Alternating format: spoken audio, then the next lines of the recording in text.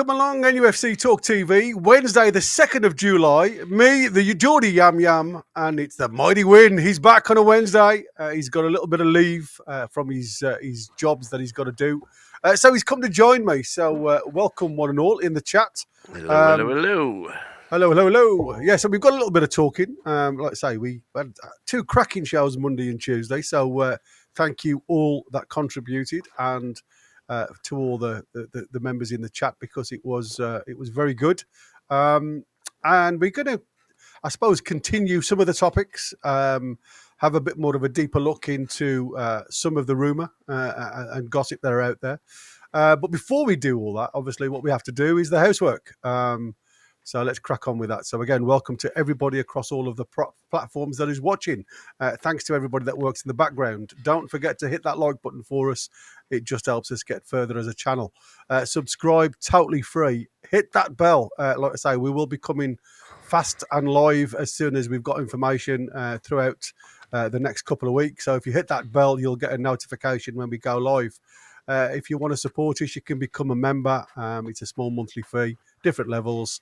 And as soon as you become a member, that gets you on board to get involved with our prediction league, which will be a live prediction week after week with the Newcastle games in the Premier League. So once you've got that on board, you've paid your £5 to come on board, you do get a chance of winning a monetary prize at the end of the season.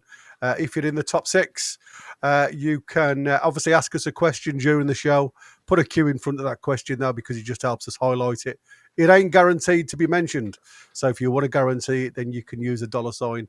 Follow the information, send us a super chat, and that will guarantee that message read out. And anybody that becomes a member during the show, or any of our lovely members that gift memberships out there, will be thanked and highlighted as we go. How are we this fine Wednesday afternoon, sir? We're good. Are you more on the glass half full today, or the glass half empty? Because last night, I must admit, there was a little bit of confusion with the panelists on some of your versions of the happy clapper, and even you mentioned it.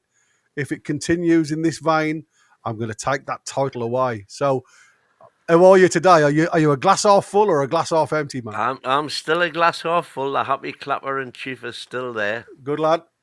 But any unhappy clapping, or whatever the opposite of happy clapper is directed not at Eddie or any of the team, but firmly at PIF. Yeah. You know, that's where I'm starting to lose a little bit of faith.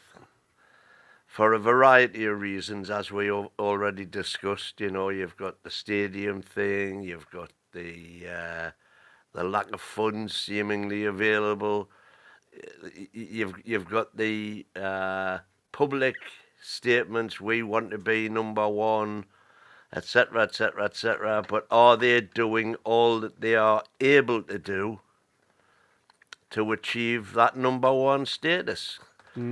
Because if we want to sit at the big table and be number one, we've got to act like a big club. And, you know, going in with these penny pinching deals, all you know, it's perfectly sound business rationale.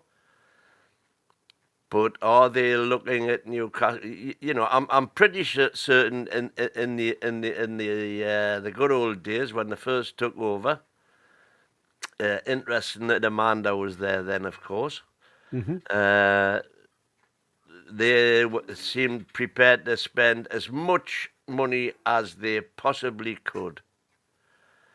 PSR has obviously clipped their wings in that regard, but has that clipping of the wings also made them rethink strategy and look upon Newcastle United as just another one of the hundreds of businesses within their huge multi-billion-pound portfolio?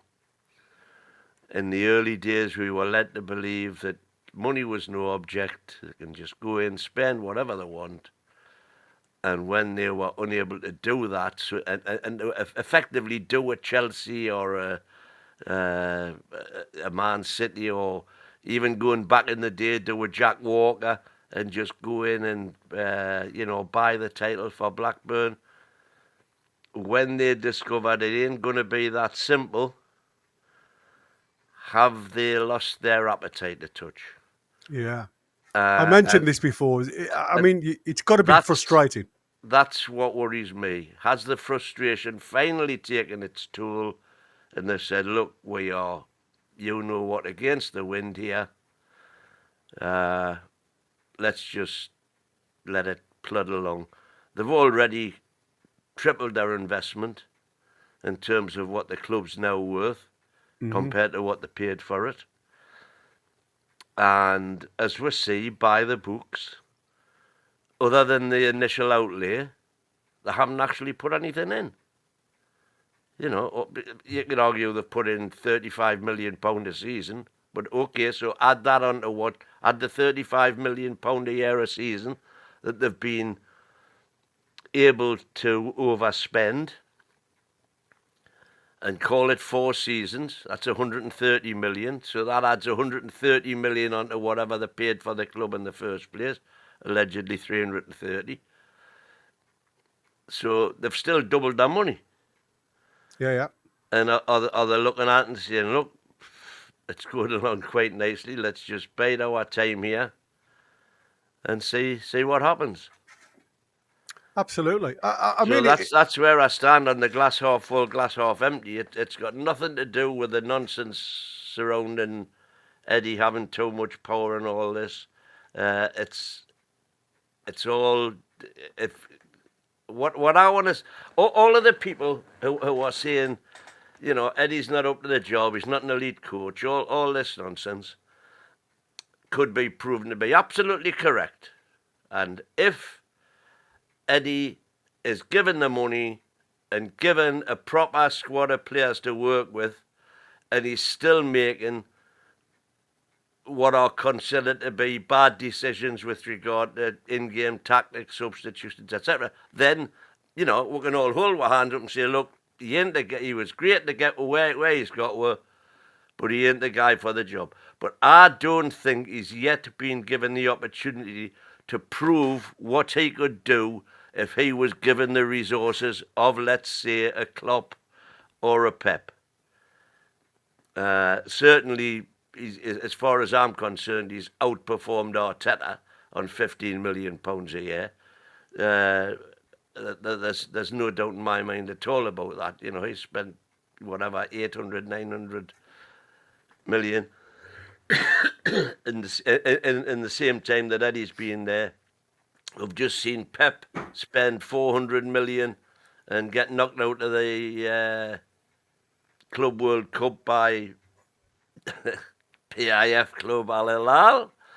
And there's the other thing, the other reason potentially that PIF could be losing interest in Newcastle United is because they're certainly throwing, there's no lack of money that they're throwing at the Arabian League. And has there been a change of direction there where they're thinking, maybe this is the way to go forward. We're getting equally as much publicity. Well, they're not, because the Club World Cup isn't generating the interest or the crowds or anything else that I think it'll probably be a little bit different now it's got into the latter stages. But obviously at the beginning it was a bit poor on the attendance value. Yeah. But even the viewing figures. Oh, yeah, exactly. Have been, ridiculous for the money that's in. But bear in mind, if Chelsea win that, which they look capable of doing now, I'm saying look capable of doing. Obviously, they've got PSG still to beat, and they've got Real Madrid to beat. But they'll give them a game. We've got no doubt about that. And if they win that, they get £120 million. Yeah. With some gophers in it. That's the only reason that these teams have gone for it. It's the financial the clout that come. And I'm not being funny, mate, but it certainly proves you're back with me, because the chat has gone ballistic. with some of your comments. And I'm going to do the question from Choppy first, because you've got obviously a conspiracy about this one. Does anyone think there's a pact with the other Premier League clubs not to deal with Newcastle unless they're vital? I mean, you obviously talk about the American ownership versus the Saudi ownership and the Qataris. So obviously there is going to be a bit of a backwards and forwards across the pond between the two continents. So the conspiracy theory for you is the more American takeovers in Premier League status, the more there's going to be a divide. Am I right or wrong? Absolutely, yeah. Yeah. I think quite rightly, you look after your own interests, and if the Americans can carve it up between themselves, good on them. I'd be doing the same if I were them. Yeah.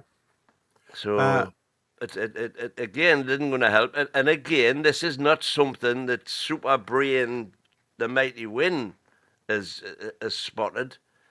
I'm pretty sure that all of the much cleverer people than me within the PIF hierarchy have also spotted. Yeah. Benny's come in with, can we blame PSR anymore? We have been given the opportunity to work around it, but have chosen not to. Chelsea and Villa are happy to do it.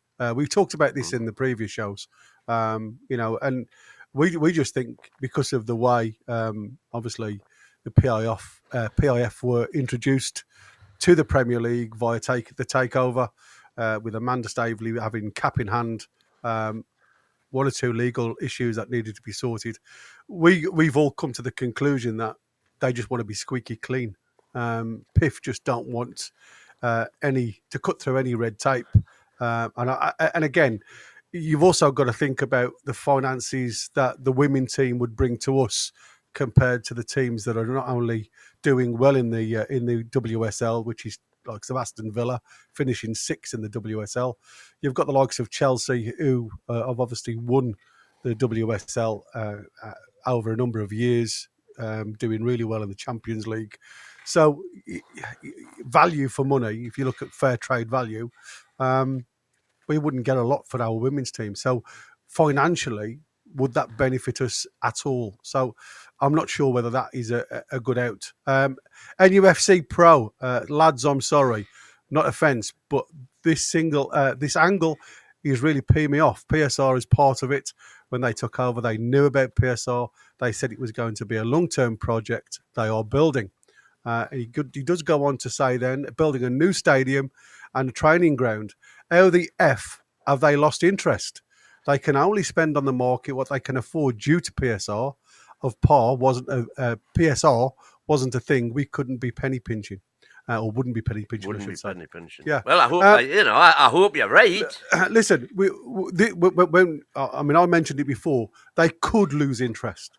Was what I said. I mean, obviously, Win hopes they haven't lost interest. Now, Sophie's come in on top of NUFC Pro and said, I have no idea how anyone can think that the PIF have lost interest when they are planning a new stadium and a training ground. Then Thunderbolt comes in and says the Saudis won't make any major moves till they know the deal is with the current legal issues. They will wait to see what City do and are free and likely decide from there. Which is my golden hope and has been for from the start. Yeah, exactly. This is why I'm saying that they haven't got training kit sponsors or training ground sponsors right now, because they don't want to be hoisted by their own petard. When if we get a deal in now for 20 million here and 10 million there, down the line, if City prove that the PSR rules are unlawful, can we then reasonably go and say to whoever it might be, Aramco or whatever, right, your stadium's name and deal now is going to be £100 million a year, when we just signed a deal with them for £20 million a year? How could you justify that? So I think they are keeping their powder dry in that regard until the result of the Man City case is decided. And that's really the one thing that I'm hanging my hat on. Everything that was just mentioned in the comment there, that's exactly what I'm hanging my hat. I'm hoping that they haven't lost interest, that they're simply playing the waiting game until City's fate is decided. Yeah, Andrew Barwick has a really interesting point actually. PIF are an investing company. They won't put money in to spend on transfers. They will only invest in the club to grow the revenues and value, which is what they've already done. However, as this grows, we should have more money to spend. And one comes with the other, doesn't it? That's what I said. Yeah. We can't run before we can walk. And I think that is, when you look at the way we've approached the takeover, it was a project. The thing that gets frustrating for all of us is, the things that hold us back.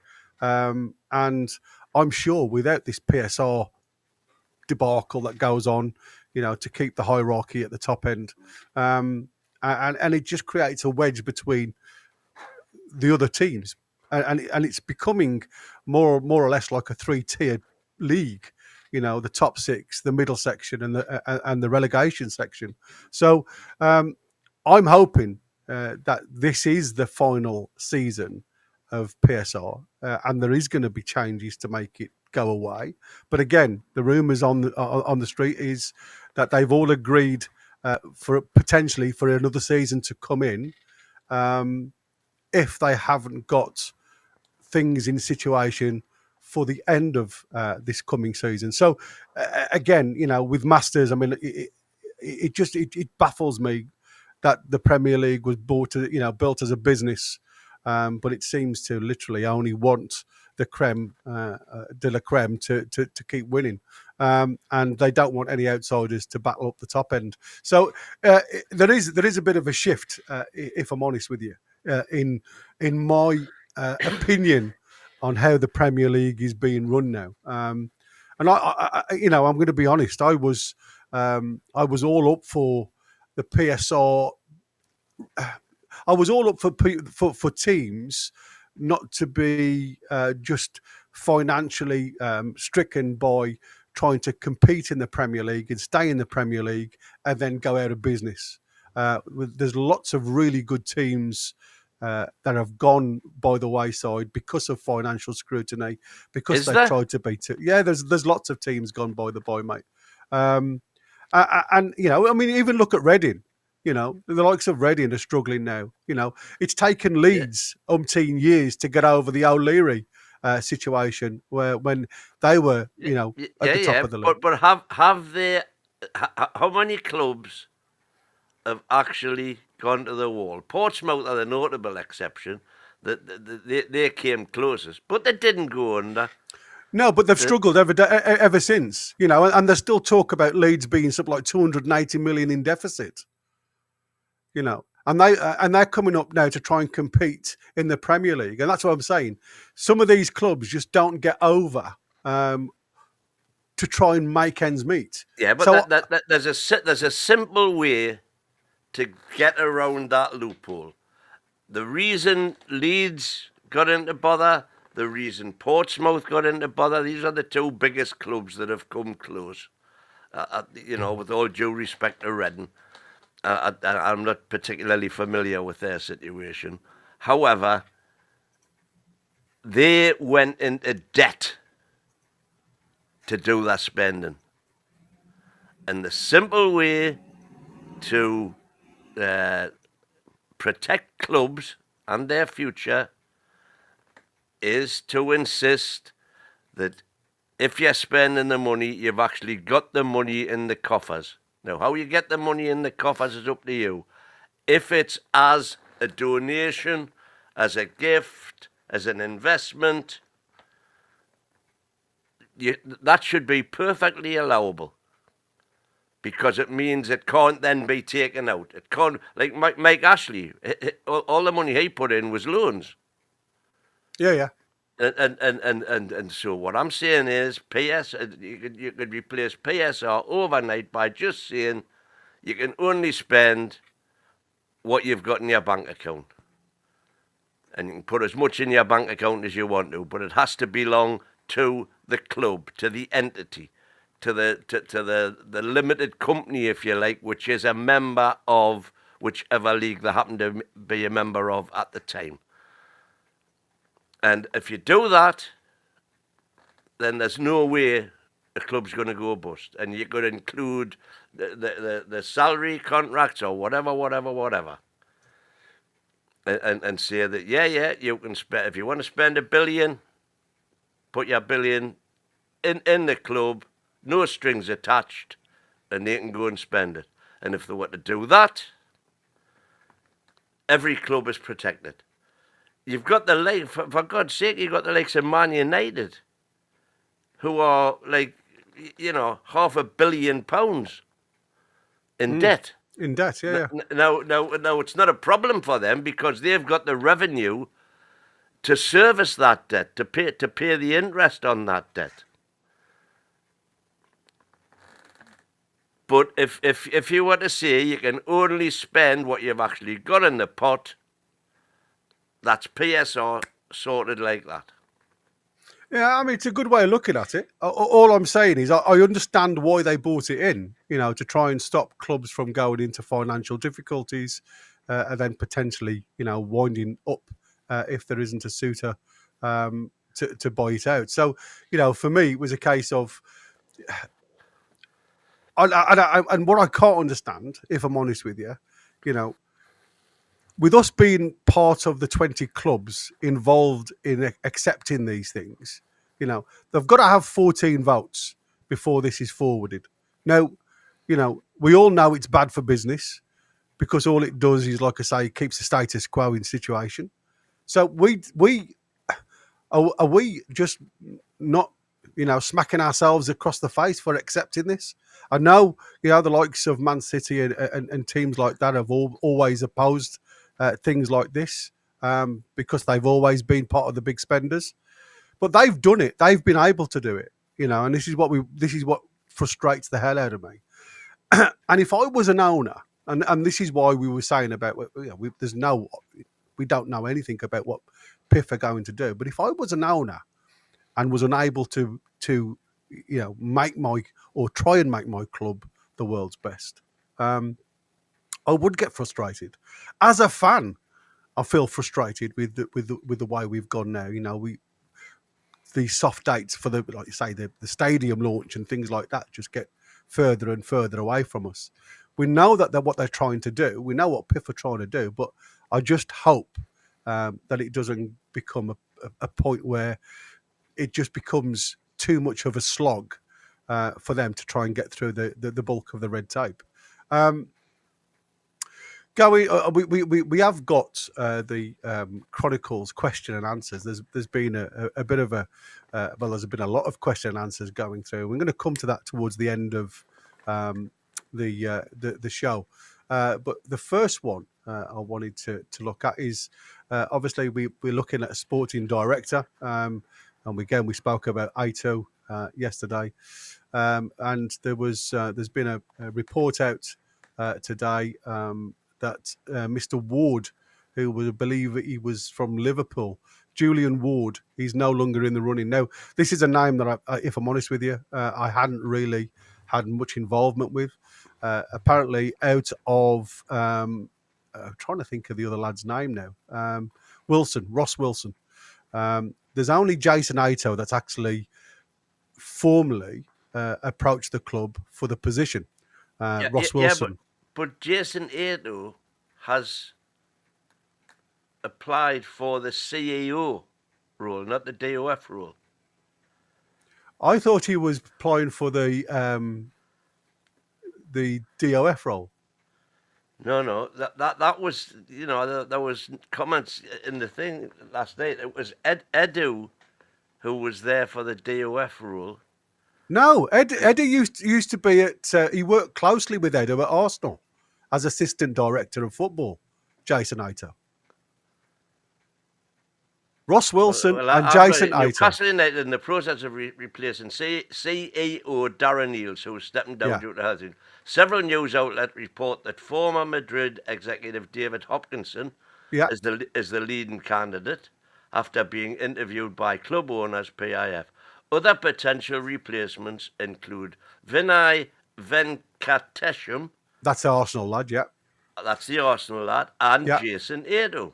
Oh, well, again, that's something that I hadn't seen if he's got involved with that side of it. I know Jason Ato, again, from the work that me and you do on his background, he was very much the scout, analyst type scout from a footballing point of view, not as a CEO point of view. So I'd question his appointment in the CEO role because he's never really worked in that role ever in his background. And what the information that I've got here is Ward currently works as the technical director of football at Liverpool and has developed his reputation as a respected football operations strategist in his time at Merseyside. Ward would have arrived with a strong reputation for blending analytic and talent ID, also having a deep understanding of scouting networks, though the same would have undoubtedly been said about Dan Ashworth. But with Ward no longer an option, Hope reports that the two leading contenders are Nottingham Forest Chief Football Officer Ross Wilson and Jason Ato, who work closely with Edo as assisting director of football. So again, there's lots of talk about this technical director rather than football director, which is more or less the same thing, if I'm honest with you. But the technical director not only works with the football side of things, they also try and look at ways of bringing more revenue into the club from the footballing side. So that is definitely something. Like I say, I hadn't really seen much of this guy, but he does go on to say clarity does need to be top notch, and it goes on to say when Piff took on the project, Newcastle United in 21, the club was in disarray and needed rebuilding from the ground up. But now uncertainty at the top is seeping down through the club. Paul Mitchell's departure will see us change sporting director for the third consecutive summer.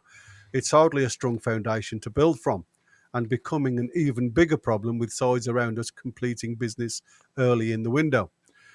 Complete clarity is needed at the top, with a new CEO as required, as Darren Hills is waiting to leave following blood cancer diagnosis last year. It leaves fans with more questions in the window, shrouded with uncertainty. And this is what I was saying and what I was alluding to before. If, Piff just goes, you know what, I'm just bloody fed up of this. I'm just getting frustrated because, this is what I was saying to you in a previous show about it does make us look a bit of a mockery because we haven't got stability in the boardroom. We've got stability on the field, but how long before that stability starts to be derailed by all the fracas that's going on in the boardroom? Well, you know my thoughts on that, don't you? Yeah. There's no team ever won anything without everybody pulling the same way throughout the club, as the saying goes, from the tea lady to the CEO, everybody pulling in the same direction. Yeah. And we patently have not had that. And of course, all of the fingers point at the common denominator in it all, which of course is Eddie, and saying if he can't work with Ashworth and he can't work with Mitchell, is he the problem? I'd like to turn that on its head and say, if they can't work with Eddie, are they the problem? Yeah. And it's your pays your money, it takes your choice. I'm just so impressed with what Eddie's done on the pitch in terms of his coaching ability and development of players and so on and so forth, that I'm firmly on his side, as you know.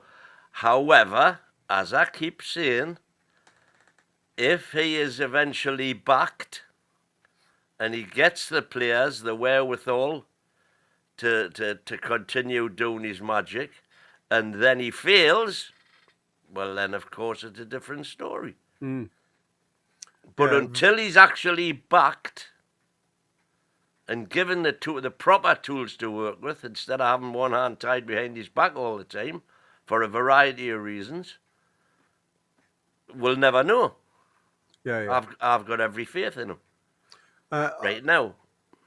Predator, I agree with this. There should be a ceiling on the spending, like in F1. Each team has to spend the same amount of money through the season, not a penny more, and it's done to a level of playing field.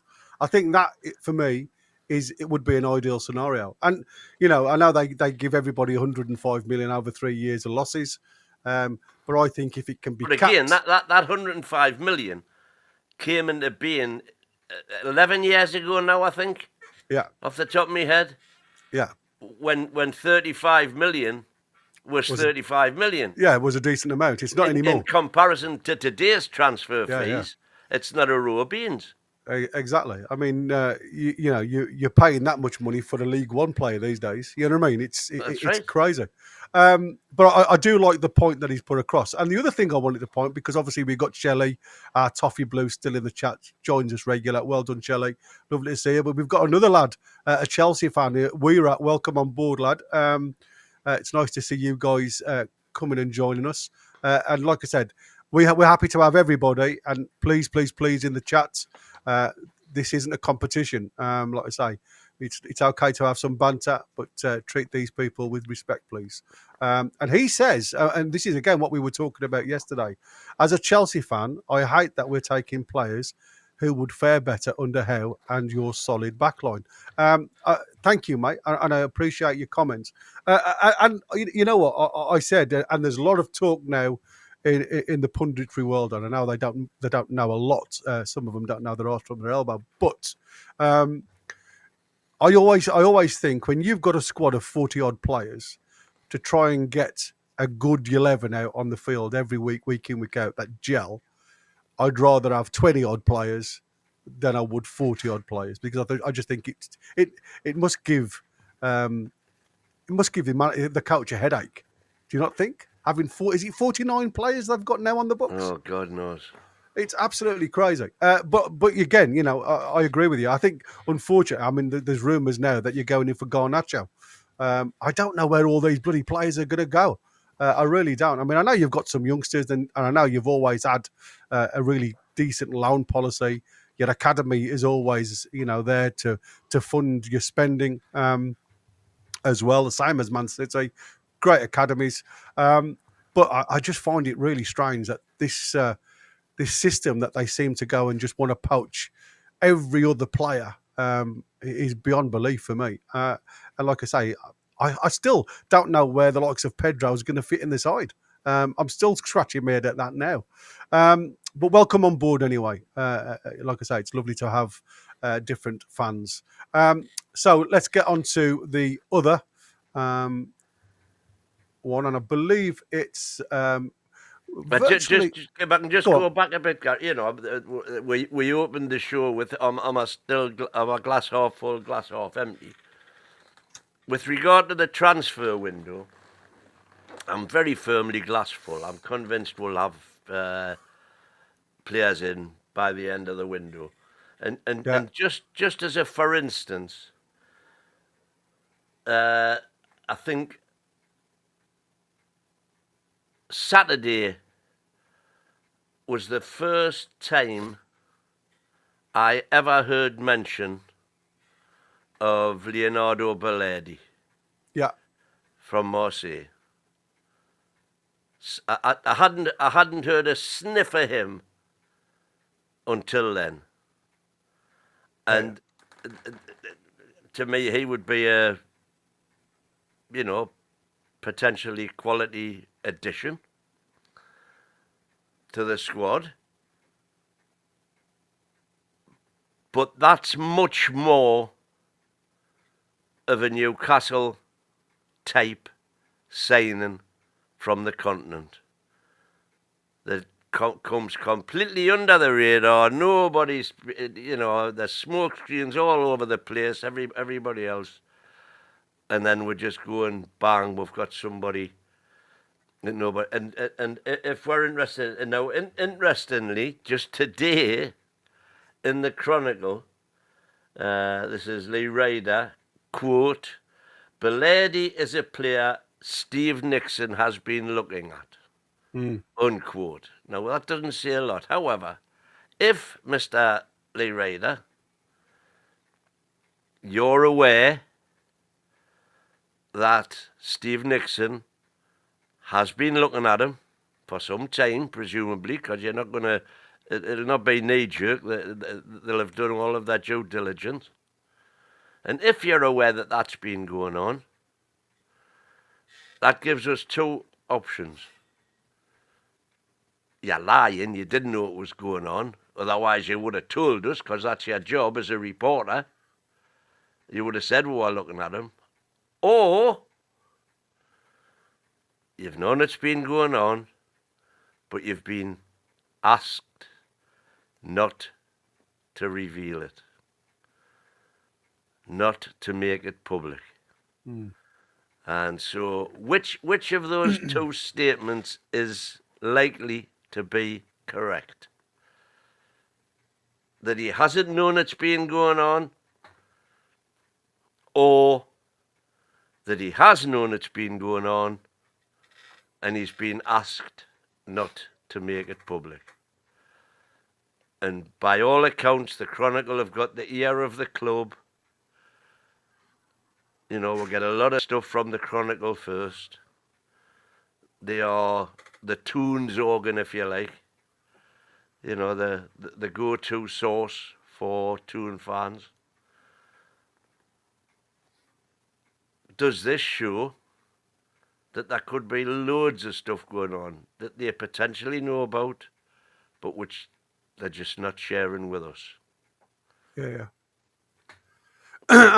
Take your pick. Take it, absolutely. Now, according to, again, the Chronicle, it's also ruling Steve Nixon out of the job for the director of football.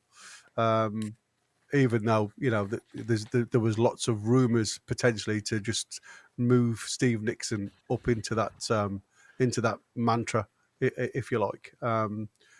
Even though, like, obviously Steve Nixon has taken over the reins from Mitchell's leaving, and with his transfer assistant Andy Howe, as we all know. So, I mean, that, you know, listen, at the end of the day, we've still got a couple of players coming in this season that we've not really had much chance to look at. I mean, you spoke about Antonio Cordero yesterday. Looked really good in the under-19s for Spain. Potentially could hit the ground running like Minte did. We've got another young lad coming, which should be joining this year, I believe, Vaktang Salia, which were both Mitchell signings, obviously at junior level.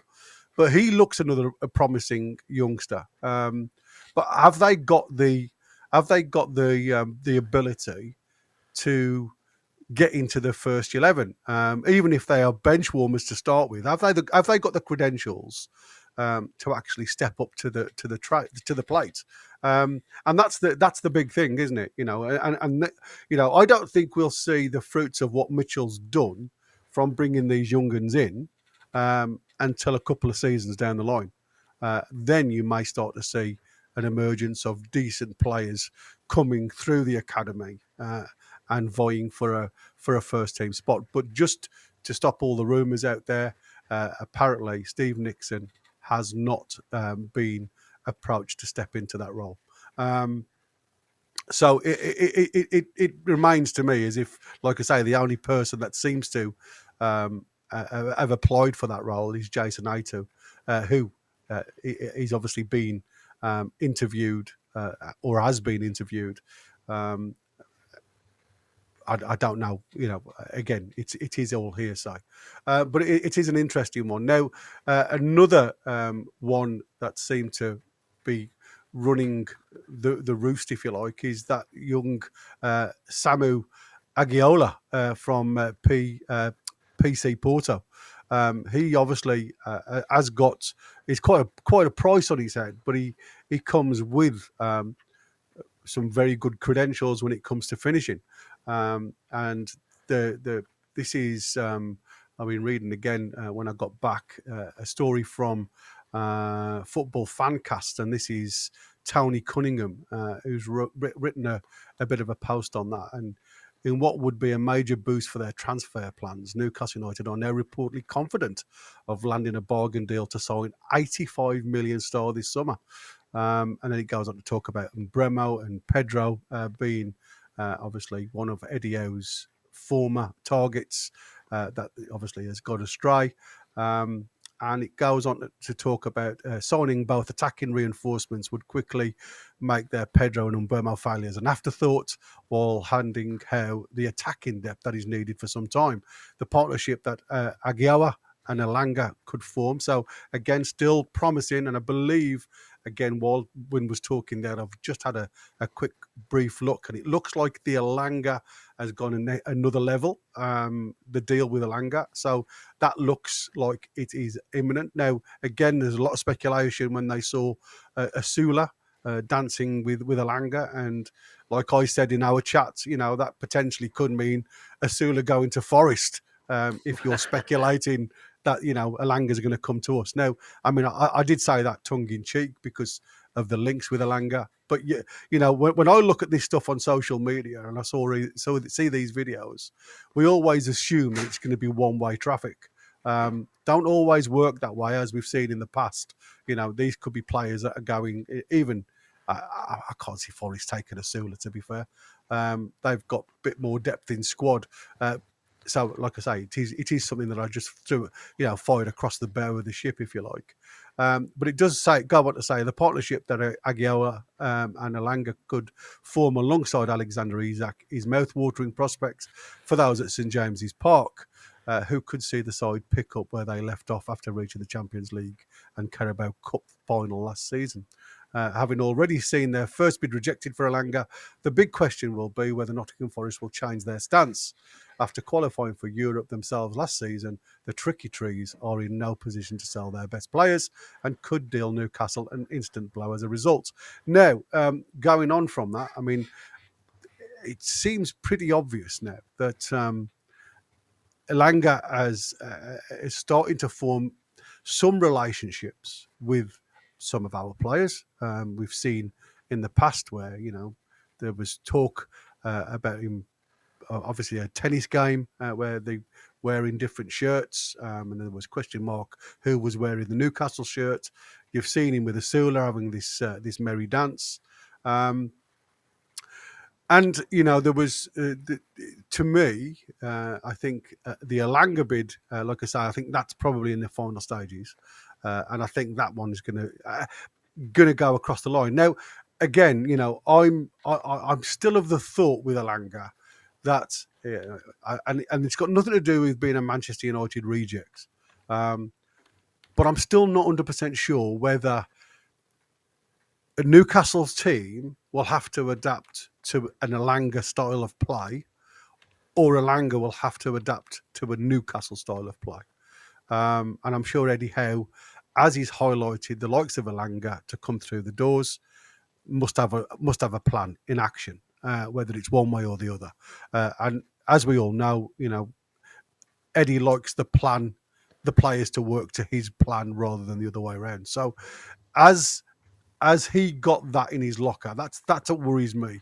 He seems to be a little bit more of a one-trick pony, Elanga, with his pace to get in and behind. So I do worry whether that's the right way of going about it. But it seems very much at the minute as though Elanga and obviously Trafford. Now, I want to go on to Trafford very quickly because I know you mentioned this defender, and while we're talking about potential incomings, now yesterday I didn't mention it last night because we had so many people in the voice, but yesterday I saw very, very briefly, so brief if I'm honest with you, that I didn't even have a chance to share it, that the deal was already done. It had gone through between Burnley and Newcastle, that Trafford was signed, sealed and delivered. And I believe it was 30 million plus 5 million add-ons, which was what I saw. And then it was retracted. Now, again, with the way transfers are, it seems very much as though there could have been a little spanner in the works. Because I haven't heard, and forgive me if this isn't true and somebody else has heard this, that there's been a medical booked at all for Trafford. So, like I say, I think it may have just been somebody throwing something out there as a smokescreen, and obviously was retracted because the information that they put up was wrong. But that's what I saw yesterday. So an interesting point for the two of them. And like I say, 4 minutes ago, I've just read it.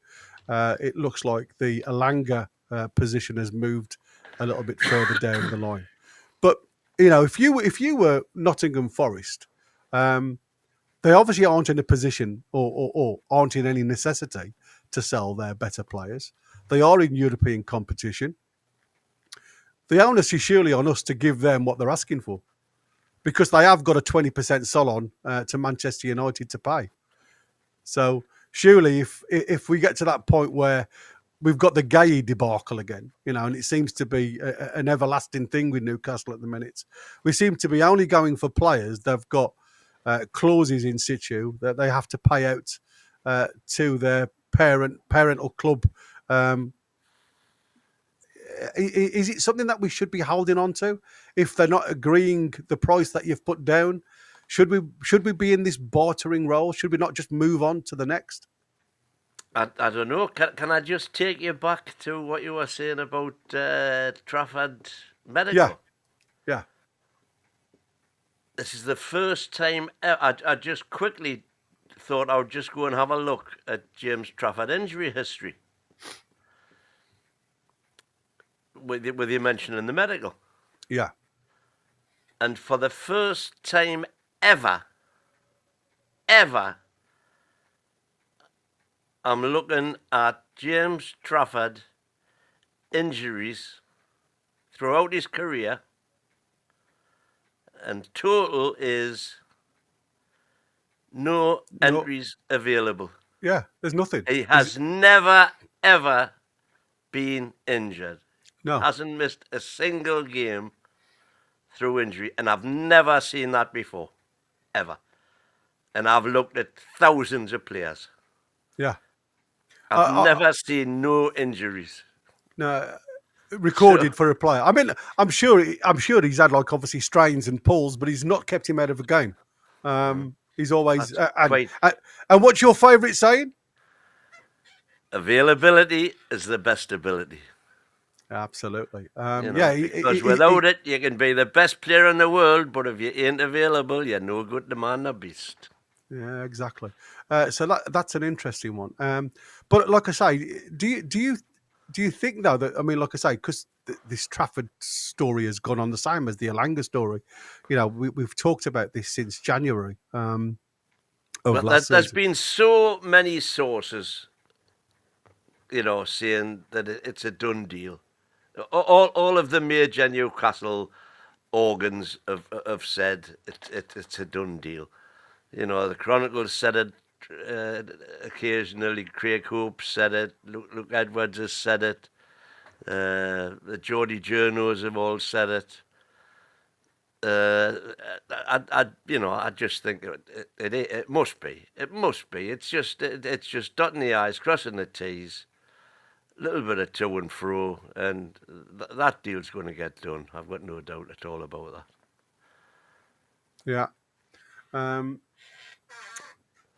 So according, again, there's information coming out, and I'm just going to go back to the Pedro. Apparently, he's come out now and spoken about the reasons why he chose Chelsea over Newcastle. And it's gone into saying, like I say, I'm skim reading this as I'm talking, so forgive me if I get one or two things wrong.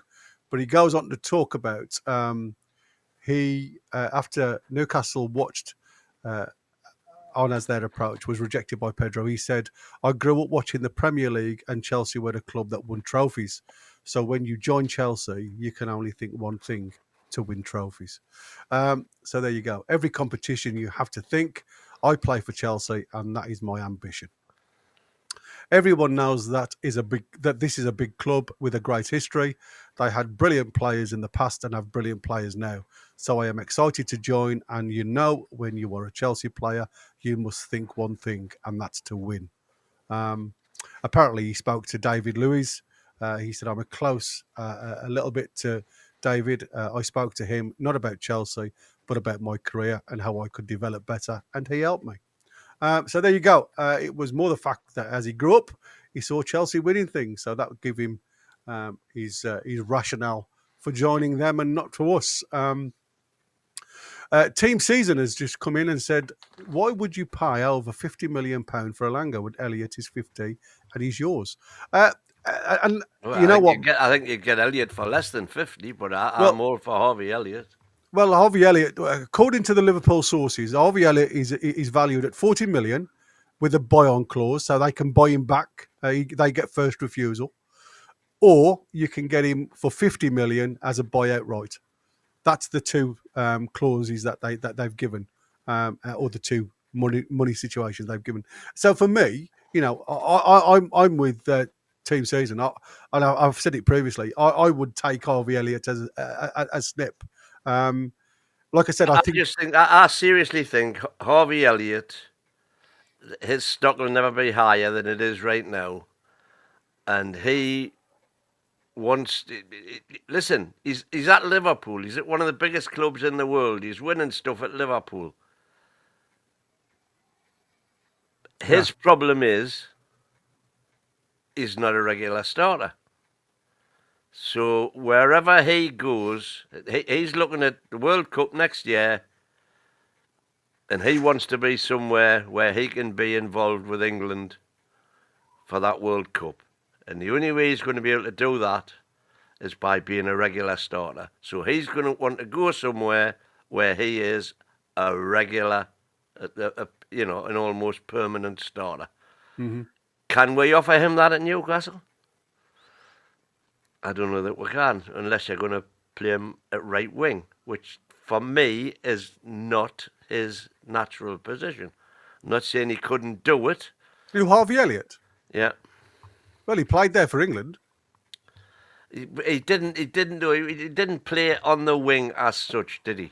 No, because he's an inverted winger. That's what they say. You play as an inside right. It's the old-fashioned inside right and inside left position. That's exactly what he is to me. Yeah. He's a number 8. Yeah. He's an inside right. So you know, but you see what he gives me is a lad that when you look at how Eddie likes this, like a universal type of player, somebody who can, you know, go in there. If Eddie wants to switch things around, he can go and fill a void for you without too much interruption with the rest of the players. And that's why I said about Elanga. Elanga to me is too much of a one-trick pony. He's got pace. Yeah, he's got a bit of ball control. But what else can he give you apart from breaking lines? Now, again, that was our issue last season. We couldn't break lines, especially on the low block. Pace ain't going to get you behind lines in a low block. So what does Elanga give you that you haven't already got? Because we've got pace in Anthony Gordon. So, you know, for me, it's a case of where are we going with this Elanga deal? Harvey Elliott, to me, is like an Harvey Barnes. So if you've got an Harvey Barnes, that's more of a, you know, a process of a build-up play from, you know, yada to yada. You've got another player very similar of ilk with Harvey Elliott, somebody who low centre of gravity, good with his feet, can play and can see a pass through the lines in a tight situation. And I think, to me, that is more of a player. Somebody, I think it was Iniesta's just put in there, Oscar Bob from Man City. Another player with good close feet and control. Got a bit of pace about him as well. He's more of a versatile player than Elanga. So I would agree to go and have a look at Oscar Bob. I don't ever think you would ever prize him away from Man City, though. Not unless you're willing to spend. So I do question what Eddie sees in Elanga and what he can develop in Elanga. To me, you know what ticks more boxes than anything else, and I'm talking about technical ability, relationship with it's more of a softener for Isak staying, having a countryman with him. That's what it feels like to me. You're right. That's it. I mean, because I can't answer the question. I can't even answer my own question. What does Elanga give you as a player? Just pace. What else does he give you? I can't see it. And that's what I said. Is this just Eddie's way of getting extra contractual governance towards Isak by giving him a teammate? I don't know. I'm just speculating. I think you're clutching at straws there a bit. I think Eddie. Well, we know Eddie likes him because he tried to get him last summer and in January. you know, there's an interesting one there saying that if Semenyo became available, I'd have Semenyo over Alanga every day of the week, but he's just signed a new 5-year contract with Bournemouth. So that's not going to happen now. He was approached. Yeah. And they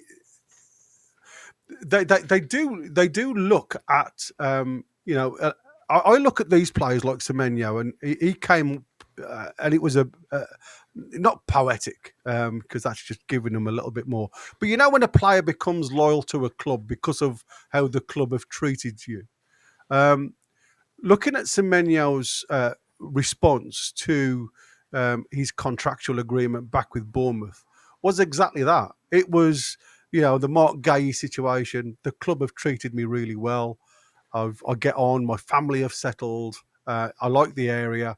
All the right things that you would say. And he said, for me to move elsewhere, I felt as though it was an injustice towards the club that have given me this step up and this push forward in my career. So, sometimes I Power to his respect elbow. that. You don't see enough of that. Yeah, absolutely, and I have to respect Semenyo for being loyal to Bournemouth. Yeah, He's indeed. not just moving for the cash. So well done on his part. But he is, he would have been a great sign, and I agree with you. Somebody who can go across both sides as well if you've got injuries and can move.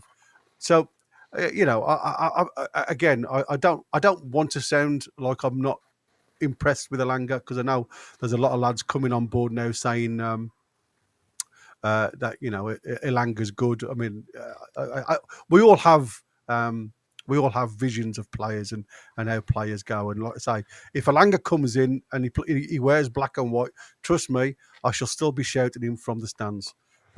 It's like I say, when he's in a black and white shirt, he's a Newcastle player. I support him forevermore. But I hope he proves me bloody wrong. I'll tell you now. I've just read that Gay's agreed a 35 million move to Liverpool. So 35 million pound from Mark Gay, I think, is a snip. And like I say, I think it was always on the cards. So again, well done, Liverpool. They've literally jumped on board the bandwagon at the right time. Picked our pockets. Yeah, again, it is going to be an interesting one. Seeing, for me, I can't see Liverpool being beat next season. They seem to be, they've done everything correct in the transfer market. They've gone early. They've gone wisely. And I still don't think it could be the end of their spending in this window. So watch this space. I think they need to sell a couple of players now, but I don't know whether it's going to be coming. Tony T's put a question in.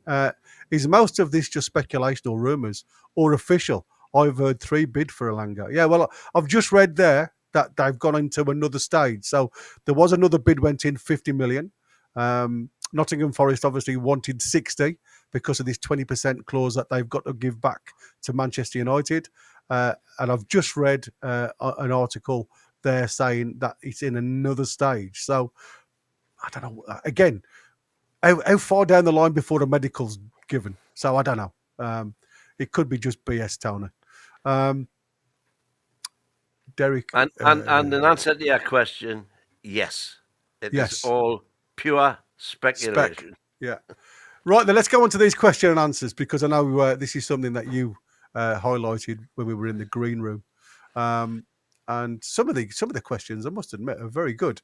And it'd be interesting to get your opinions on some of these questions that have been forwarded. And hopefully it gets rid of some of the BS that's out there. So let's start right at the bottom of these questions, because, like I say, it does go on a little bit. The first question then: now or never for Trafford. Why is their insistence on signing James Trafford when Burnley is demanding 40 million, even though the value of Courtois, currently the best goalkeeper in the world, is only 20? Best goalkeeper in the world. That's from a lad called Dabazi. What's your situation on James Trafford being quoted, or their insistence of £40 million? We know it's for the 20% sell on. They've got to give City. They're holding out for money. But do you really think that they have they've reached this agreement on 35 million, which seems to be speculated out there? Well, would I pay 40 million for James Trafford? No, I wouldn't. No. But would I pay 30 million? Probably. If a goalkeeper is such a key position in the side that if and the only person's opinion that counts right here is Eddie Howe. If he thinks Trafford can improve the side, it was him that was quoted, wasn't it, as saying that a 10%, something like a 10% improvement in a goalkeeper. 1 or 2%. Yeah, 1 or 2% on a goalkeeper. 1 or 2% in improvement in a goalkeeper can give you 10% 10 to 20% improvement in the field as a team. Yeah. So if that's what he believes, and if he believes that Trafford can give us that one, and we all know where the 1 to 2% is going to come from. Yeah. And that's the footwork. And he certainly, watching him in the under-21s there, he certainly he can use his feet without any doubt. It wasn't the under-21s, man, was it? It was the first team. So yeah, go for it. I say this. For me, where we are right now, we're not going to get into that. For us to qualify the Champions League next season is going to be exponentially more difficult next year than it was this year, because everybody is going to improve, and if we don't improve alongside them, we're going to be left behind. And we'll never. And what that means then is that we're going to lose the Isaacs, the Tonalis, the Brunos, because they're not going to hang around forever. This is make or break season for us. So if that means we've got to push the boat out, we've got to spend, more than what a player's worth to get him in, I say just do it. Yeah. But this is when you're relying on PIF to back you. And that's my worry, that they are saying, no, we're not going to be held to ransom. We're not going to be held over a barrel. That's what you reckon that's what he was worth. That's all we're going to pay. And that to me is such short-term thinking. Yeah. When we, we're in the Champions League next year, we've got that money to come. What I would be doing is saying to the likes of Burnley, we'll give you 30 million, and if we qualify for the Champions League next season, you get another 10 million. Yeah, I mean, it's about patience to me. And say to Alanga, we'll give you 50 million, if we'll qualify for the Champions League, you get another 10 million, etc. Because we're gonna recoup that in the payments we'll get off the Premier League by finishing higher, and in the money we'll make in the Champions League the following season. Yeah. I mean, he does go on to say, this is because in Burnley's eyes, they believe Trafford is going to be England's number one in years to come, and his value will soar once he achieves that spot. They want £40 million because obviously the amount of money they dished out over his career, and obviously there's a 20% that they have to give Man City. Then he goes on to say, I'm sure that Burnley also want a sell-on fee as well, but Newcastle have spent lots of hours on this deal in the last 2 windows. It is now or never in some ways. The danger for Burnley, however, is that next year Trafford will be down to his last year of his contract. He's still young enough to run things down and wait for a free transfer. At the minute, Burnley might be advised to take the money. It's an interesting one. And like I say, again, listen, we're talking about Burnley here. They've, by all accounts, they've signed a replacement, albeit right now I suppose you would consider him to be an understudy. But they've been out and they've already signed a goalkeeper. Yeah. I mean, are Burnley thinking, listen, if we've got Trafford between the sticks, our chances of staying in the Prem are that much higher Yeah. than if we sell him. Of And we're course. relying on this new French kid that we've brought in. Of course. And that's got to be up. That's the one thing in Burnley's bosses' minds now is, can we stay in the Prem? In the Prem. Absolutely. And that's what I just said. If they think Trafford leaving is going to harm their chances, then why would they let him leave unless they're getting proper money for him, which would enable them, for example, to be able to go out and buy a top quality outfielder that's also going to help them stay in the league, avoid relegation. Avoid relegation. Yeah, exactly. I mean, there's lots ifs, buts, and maybes, isn't there? And I think that is the problem when it comes to, when you're looking at future proofing your club. Because a lot of these teams coming up now, I think Sunderland, by all accounts that I read yesterday, are the top of all bookies to go straight back down. I think they are the rank outsiders. Even though, again, there's a lot of ill feeling amongst fans because obviously the Mackhams have been out there and spent money.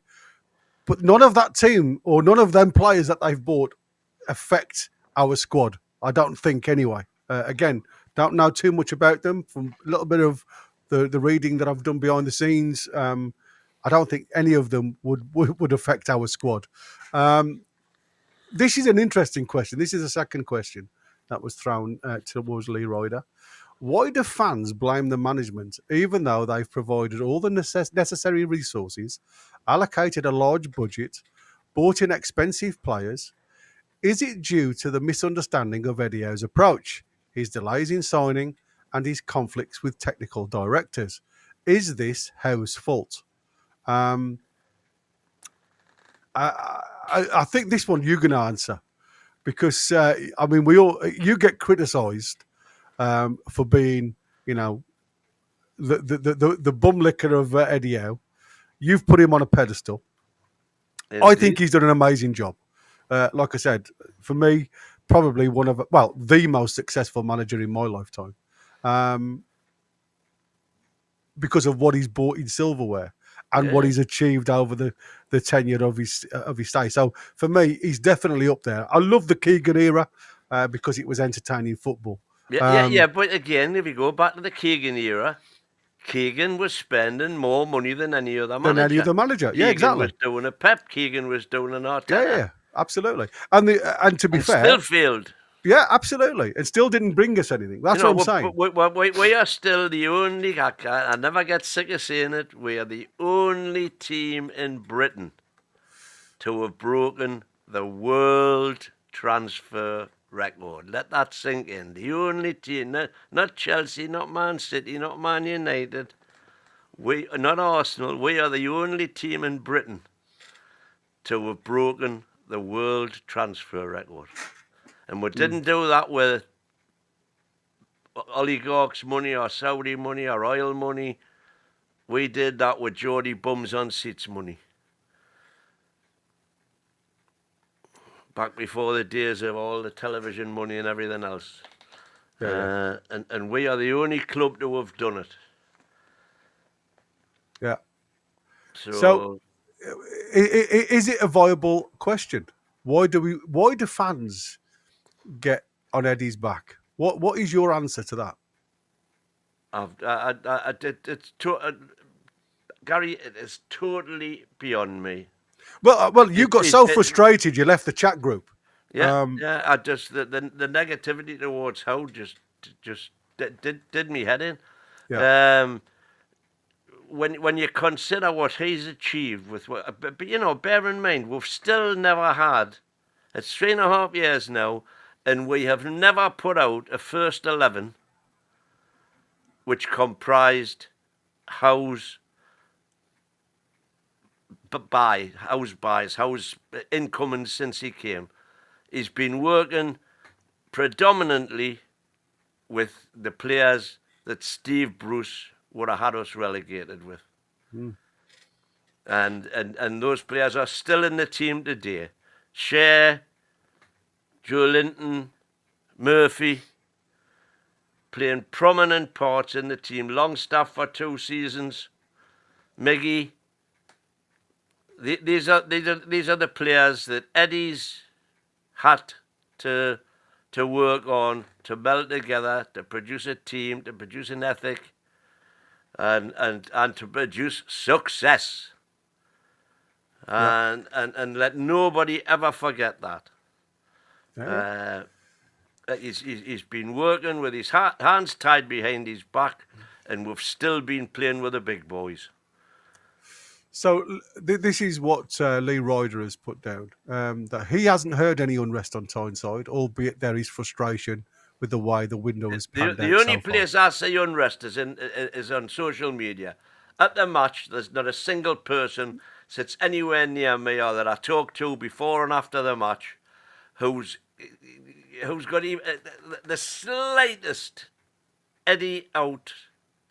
So does that mean we don't criticise him? No, of course it doesn't. Absolutely, he makes mistakes. He's human. We're criticising for decisions he makes, for substitutions he makes, for team selection.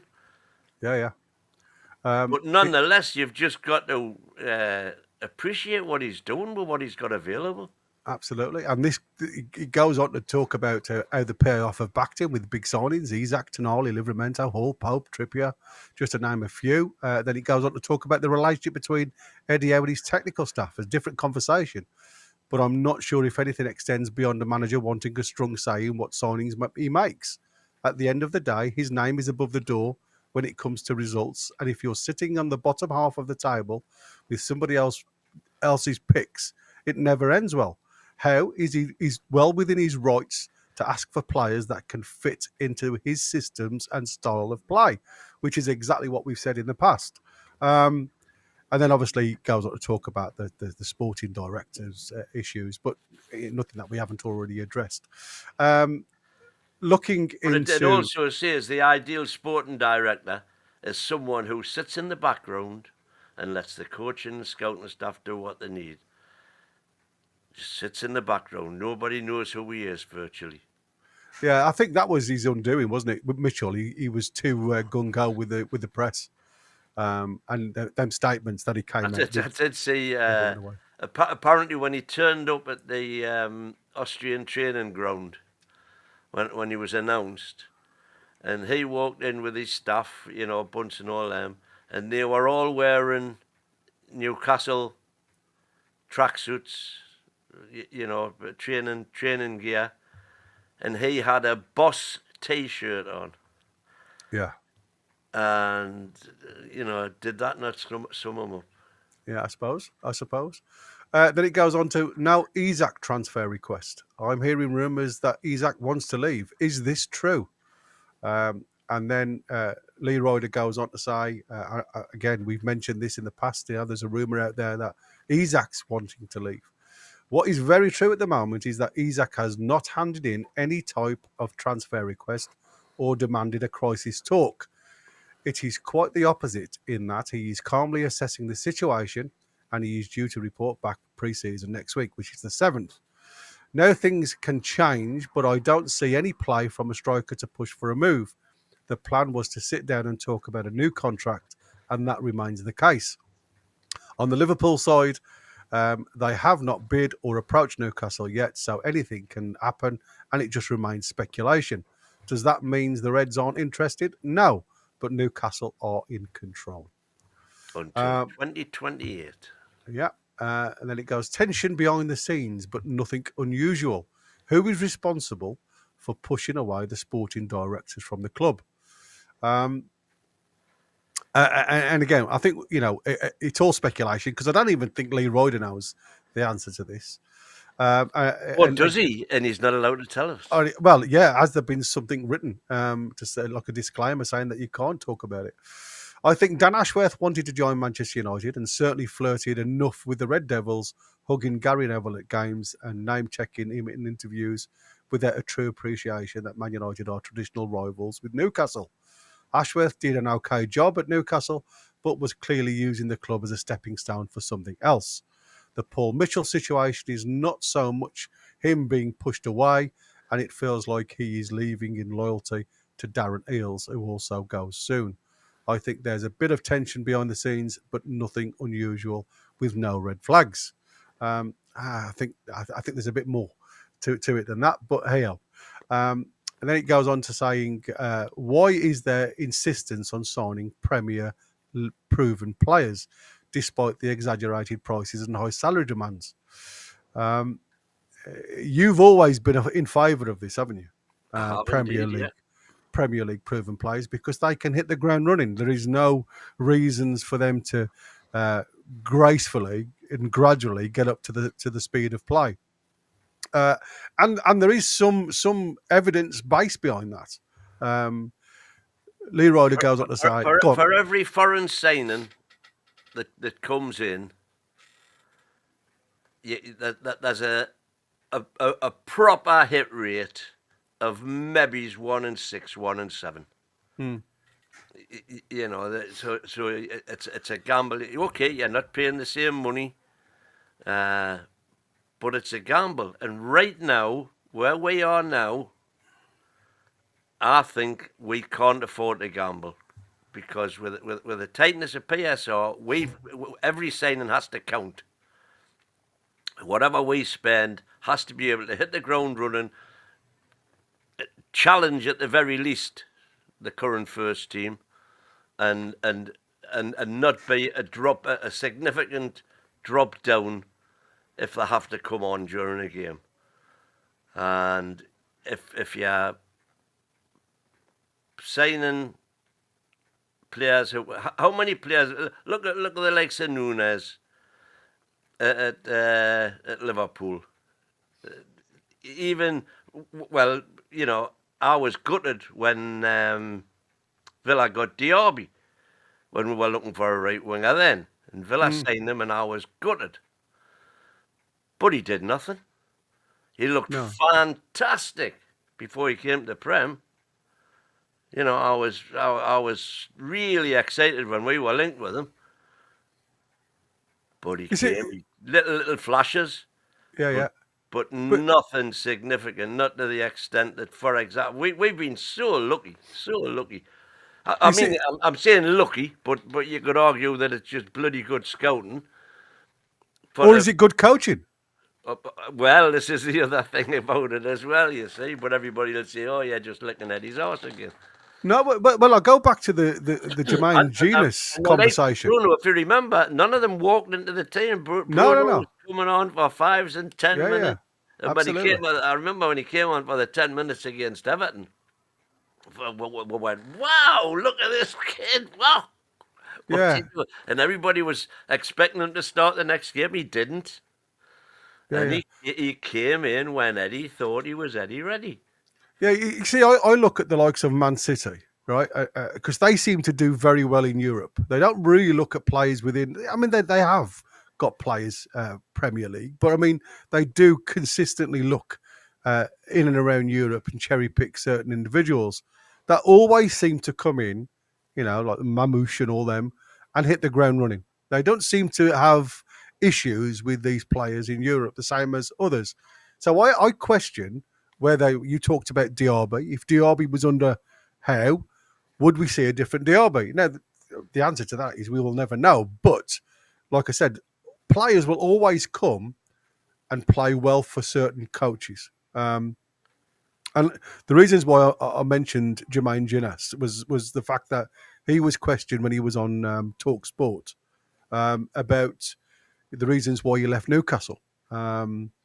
And the rumour that came out from Graham Souness, because obviously he'd seen the sacking of Bobby Robson, bless him, and he was a little bit, you know, unsure of his future.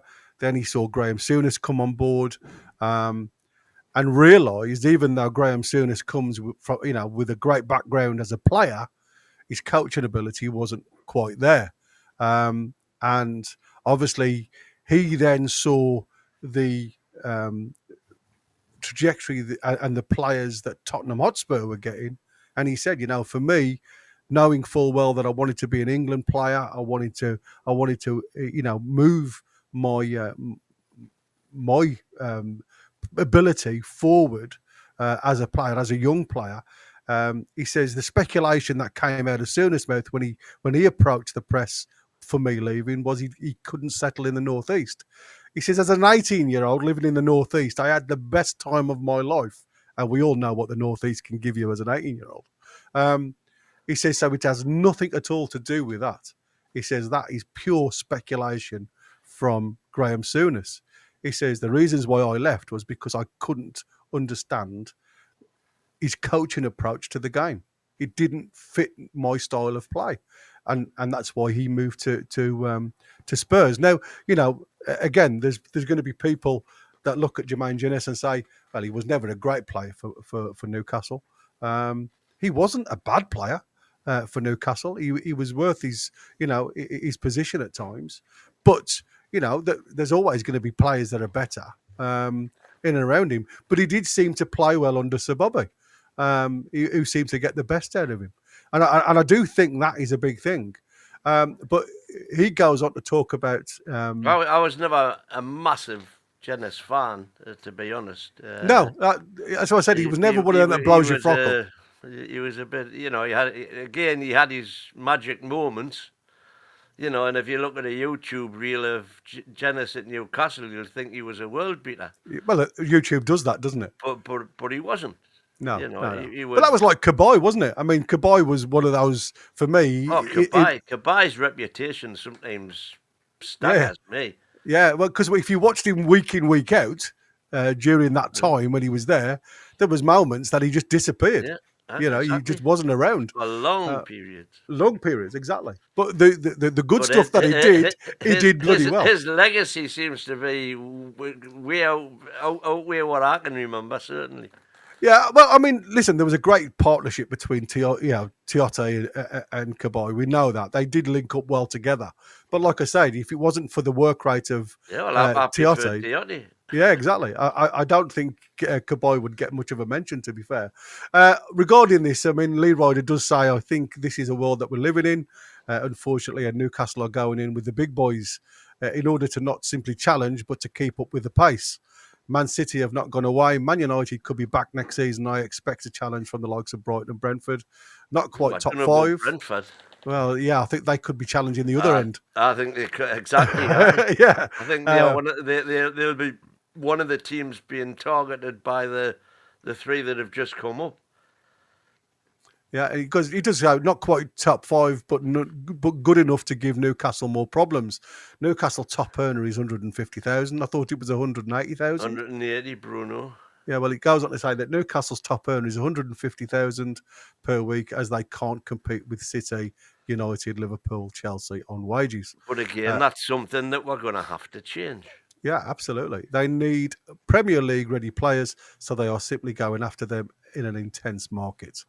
Darren Eales, one of his first president, we saw it on the Amazon documentary at Anna Castle with the PIF hierarchy, and he said that his concentration, if you like, was aimed at increasing revenue, because he showed the correlation between player salaries and points won in the Premier League, and it was just linear.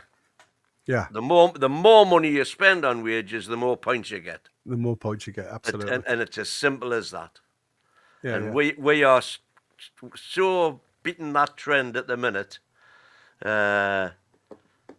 It's frightening how much we are overperforming. Yeah.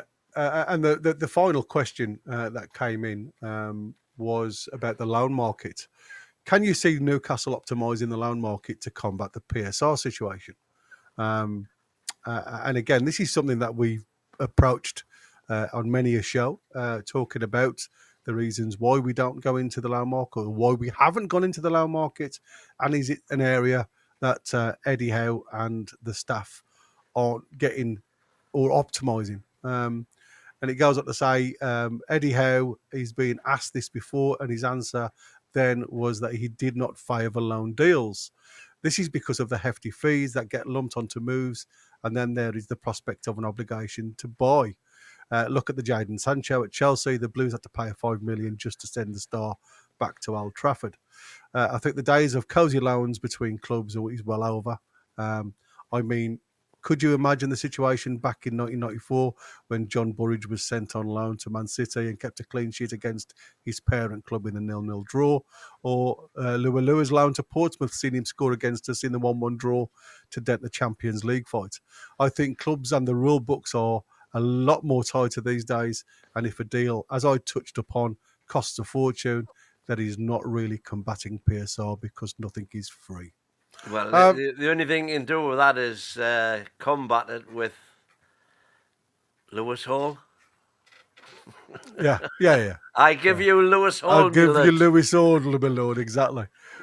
Cool. And that is it. If I'm honest, that is all there is out there. I mean, that could. I mean, there's so many. I mean, we could spend all day talking about BS that's thrown out there, and there is umpteen. I was told that Aston Villa had, and this was from a reputable source, massive Villa fan, who's got some clout behind the scenes. That's all I'm going to say. And he told me that Aston Villa were going to give Man United the 40 million release clause, and that he's coming back. Can we just finish with a couple of stars, guys? Yeah, go on, mate. Yeah, carry on. I'll let you do these. Travoy Stevens saying, all good and saying players from abroad need to hit the ground running and then not much of a drop-off when making changes. But we have Longstaff and Willock, and that makes a big drop-off from the first team. And I couldn't agree with you more. What I'm saying is we've got to get much better than Longstaff and Willock. And Steve is saying, when do you start getting twitchy with the lack of signing? Oh, say, which way are you going there, lad? Have you swallowed them pills again? Well, I'm going to say a month, and then I'm going to get twitchy. If we haven't got players in, certainly by the first league game, then I'm going to get really twitchy. I'm not just going to get twitchy, I'm going to get angry. Yeah, mad, absolutely mad. When you look at this, you look at our starting fixtures. We need to, albeit I still think our first 11 can give anybody a game. Yeah. But once the games start coming thick and fast, we've got to have a squad. We've got to be able to rotate. And right now we're not able to do that.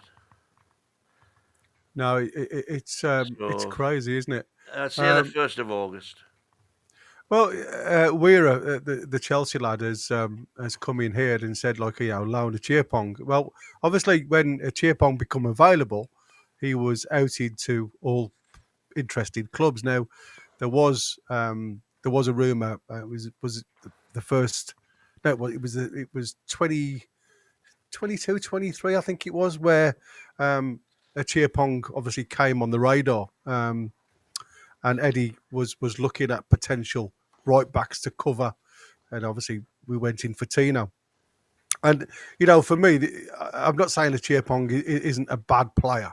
He's certainly got a player of some ability, but I could never understand when you've got your natural right back out of the squad with the squad that Chelsea have got, and you play Caicedo there, when you've got the likes of this lad sitting in the wings. So I do question whether his ability is lacking in certain parts.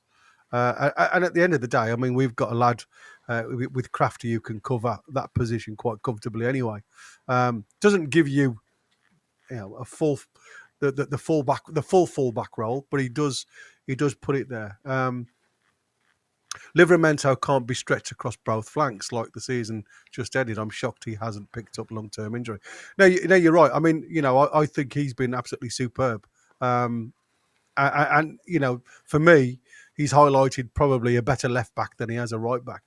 But Yeah. whether that's been a one season wonder, I don't know. But he's certainly hit the ground running when he's covered both areas, and that just proves to me the level of integrity that he has with the coach, because you have to have trust in your players.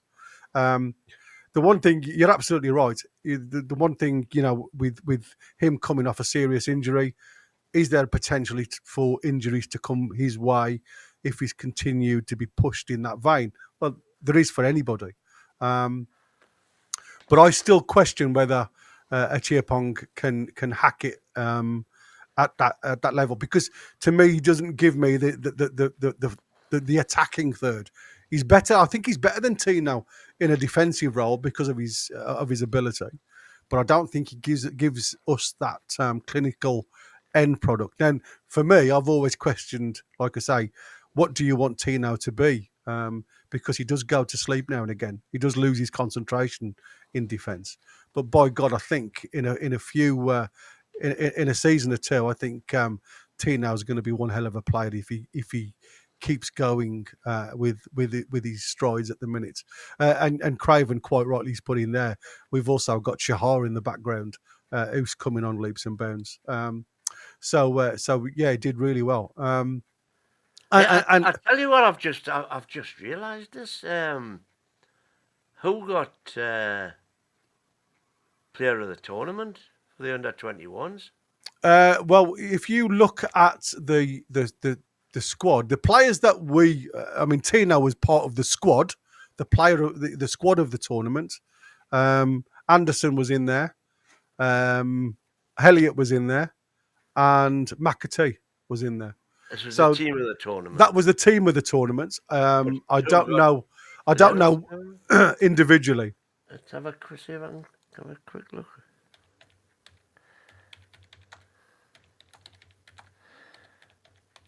So that'll be Harvey Elliott. Harvey Elliott got it apparently to Kevin Bell. That makes sense. Yeah. It wouldn't surprise me, mate. Yeah, thank you, buddy. Like I say, I know Tino was in the run for it. I know. Oh yeah, Iniesta Creswell was in the team of the tournament as well. Another right centre back that I think has got a great future in front of him. Creswell, I certainly wouldn't. Again, I don't know whether you could say he could come into the team and do something straight away, but I think he's certainly somebody. Beadle got the keeper. He got the keeper, yeah. But he wasn't. I wasn't enamoured by Beadle, if I'm honest. But again, it's like I said, there wasn't any outstanding performers between the sticks, if I'm honest with you, during these Euros. But it was a great outing by the England under-21s. And for me, like I say, that's why I'd be looking at Harvey Elliott all day, every day to come in, because I just think at this present moment in time, he's at the crest of of the wave. Now, I was going to ask the question before we go, the last question, because we've been on for over an hour and a half. So, what do we do in the pre-season? Because now we've got to give Tino a rest.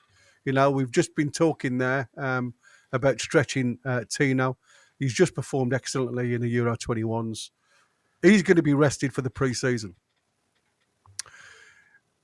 Hawley available until the end of pre-season or towards the end of pre-season.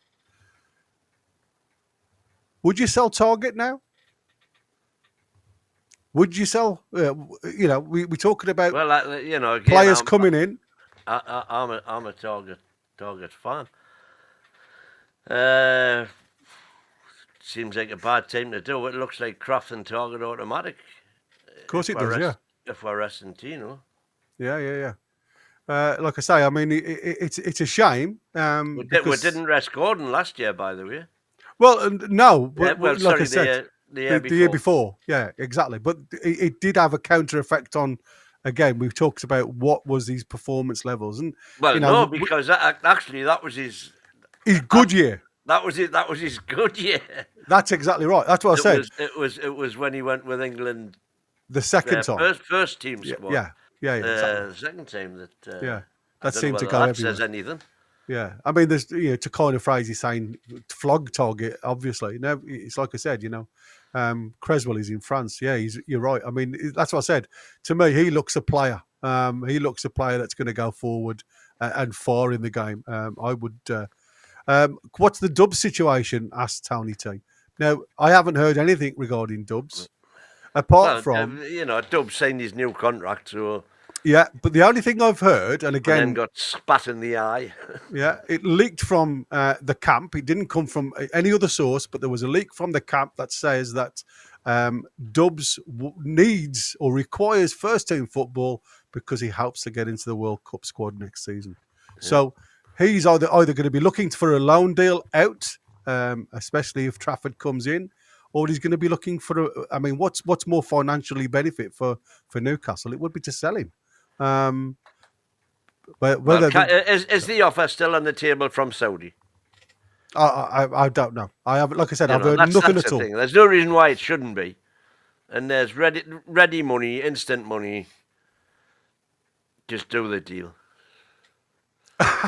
we're not short of goalies. Bless him. I've just seen to kind of phrase his. Look, I mean, he was on about like flog him, and he said, "No, flog him as in pre-season. It was a bad choice of words. Flog him like the racehorse." Fair enough.